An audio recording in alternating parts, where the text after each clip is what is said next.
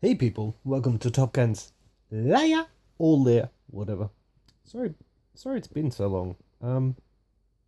Haven't really had a lot to talk about. Been going through a lot of stuff, um, but I wanted to talk about that new Batman Superman teaser. Um, every time I see new footage for that movie, it makes me want to see it less. But this one just confused me. So, I wanted your thoughts about it. Why does Superman take the mask off when he can see through? Is it lead lined? Is that why he takes the mask off and he looks all grumpy? I don't know. Let's deal with that. I have no idea. It doesn't make sense to me. I'm like, it was really cool. It was really cool until he took the mask off. I'm like, why? For why? Why do that? Eh.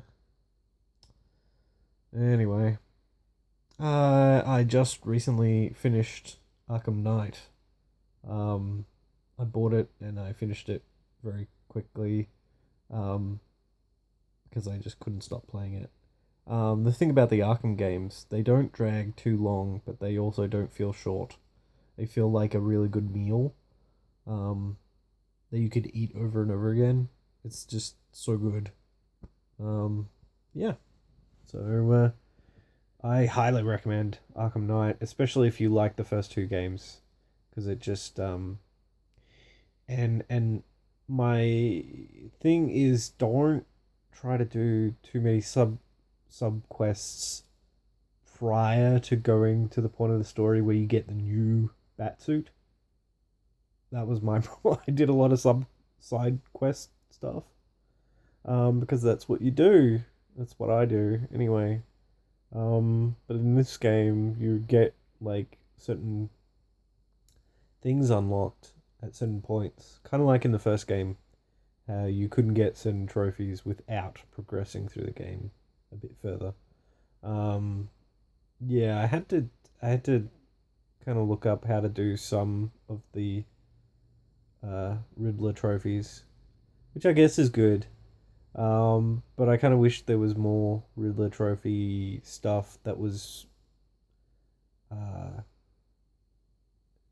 not a race that used the Batmobile in an interesting way. There was a couple of ways that the Batmobile was used interestingly, but yeah, um, like like rotating kind of cylinder, kind of with the wheels and hanging from a line, and um, yeah, I thought there'd be more of that, but seriously, it's one of the coolest experiences. All we need now, is like a fully functional Gotham City, like the Spider-Man 2 game.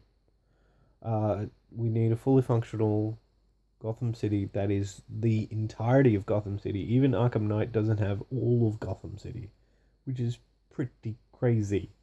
Um, uh, yeah, you don't have um. I wanted to go back to Arkham Asylum. You can see it. It's actually one of the Riddler trophies to try to see it. And the problem is if your graphics aren't like primo graphics. I mean, I'm playing it on PS4, and even I found it hard to see Arkham Asylum or to guess where it was off in the distance. You kind of have to squint a bit. So playing in 1080p if you don't have a 1080p monitor. Um, and I was playing on a 40-inch screen, so and I couldn't tell what it was. So yeah, so overall, it's a great game. What did I see recently? I saw Spectre. Spectre was great. Kind of brought everything together in the same way that Skyfall did. Brought a lot of the elements that I felt were missing from the first two films, the Daniel Craig 007s, and it kind of wraps it all up in a nice package for fans. Um, it may not be as good as Skyfall, Um, but I liked it. I liked it. Um, yeah, and it brings everything together. I'm really glad that I saw the previous three movies on Stan. Stan has them. Um, I now have Stan, which is the Australian kind of one of the Australian Netflixes. Really, Netflix is king. Netflix is king. It's undisputed. But Stan has a lot to offer, and as soon as they can figure out those friggin' bugs that make it so that once you watch one thing on Stan, you have to exit the app on PlayStation 3 or PlayStation 4 because the app just gets stuck in a loading phase. So the way to combat that is to get out of the Stan app and back into it, and everything's fine. Just needs a refresher kind of thing in the app. Um, but the variety of stuff it has is really good. It has some classic shows and some exclusive shows. So I think Stan is going to be really good for Australia in terms of like an alternative to Netflix. Presto, everybody hates Presto. I mean, it's linked to Foxtel, and Foxtel were, as I've said before, the ones that I have no idea if this is framed right because Galaxy S5s. I used to do these on an S4. I used to do these more often on the S4, but S5 doesn't have like it has a back camera, but it screws up every time I press record. So anyway, I'm doing this on my S5 facing it towards me. I have no idea. That's why I'm not looking at the camera all that often. It's very rude. It's very rude. Um, what was I saying? Yeah, Presto's just it has HBO on it. Oogity boogada. But it's like after the fact HBO, it's not live. It's not like the HBO channel.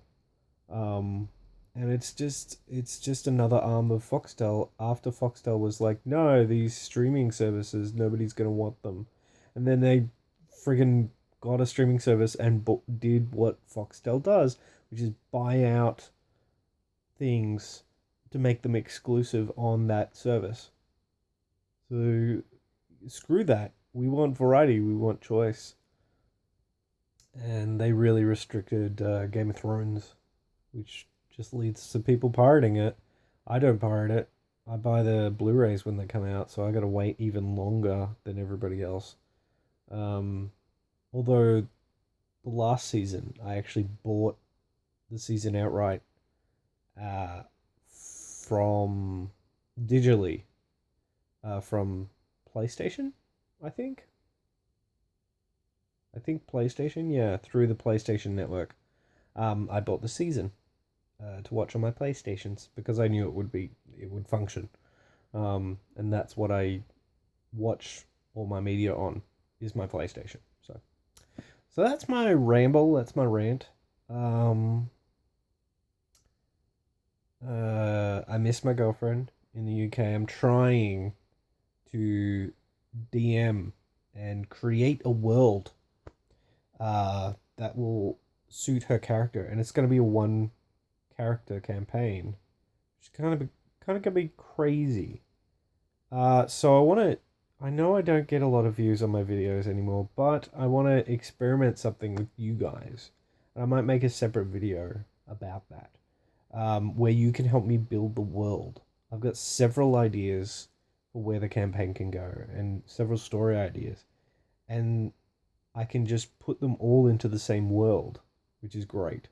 It's great to have those story ideas, and I get inspired by character, so I'm kind of tailoring it around her character. And if it's good enough, I'll write a book about what happens and everything. So I just need you guys. I'll inform you how the campaign goes, what happens in the campaign, and then you can comment below and suggest things to be in the next session of the campaign, and I'll try to work it in.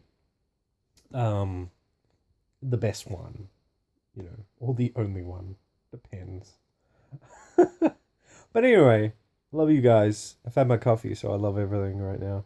I'll catch you later on the Top Cats. Liar or lair, whatever. Stay sexy.